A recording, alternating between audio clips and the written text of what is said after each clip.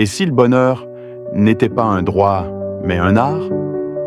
Arthur Schopenhauer, ce grand philosophe allemand du XIXe siècle, est souvent vu comme un homme pessimiste.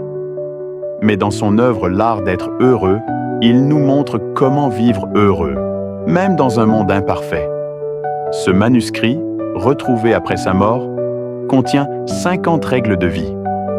50 perles de sagesse pour apprendre à vivre mieux, souffrir moins et trouver la paix intérieure. Aujourd'hui, on va plonger ensemble dans les leçons les plus puissantes de ce chef-d'œuvre.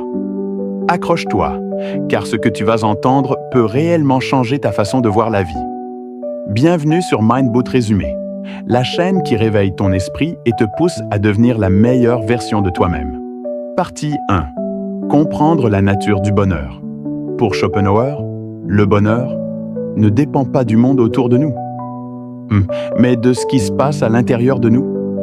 Il distingue 3 sources de bonheur: ce que nous sommes, ce que nous avons et ce que nous représentons aux yeux des autres. Mais il le dit clairement, le vrai bonheur vient surtout de ce que nous sommes. Un esprit cultivé, une conscience tranquille, une âme paisible. Voilà la véritable richesse. Les biens matériels disparaissent. La gloire s'efface. Mais la paix intérieure reste.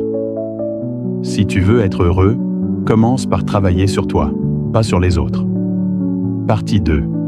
Se protéger de la souffrance. Schopenhauer le dit sans détour. La vie est pleine de douleurs. Mais la souffrance, elle, n'est pas une fatalité. Il nous donne 3 attitudes pour réduire cette souffrance. Premièrement, moins dépendre des autres. Parce que plus tu attends des gens, plus tu seras déçu. Deuxièmement, limiter tes désirs. Celui qui veut tout finit par ne rien savourer.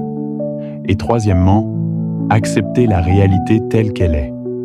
Le bonheur ne se trouve pas dans la résistance, mais dans l'acceptation.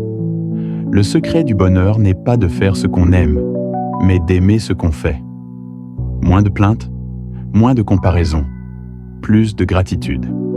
Partie 3. Cultiver la sérénité intérieure.